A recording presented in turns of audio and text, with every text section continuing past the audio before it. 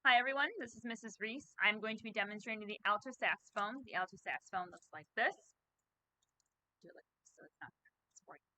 And the alto saxophone is part of the woodwind family. It uses a reed just like the clarinet does, set up very similarly key-wise, flute.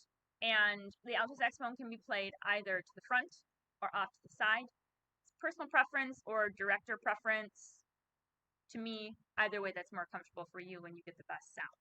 So when I play the alto saxophone, I'm going to put the mouthpiece in my mouth and produce air, which will give me my sound.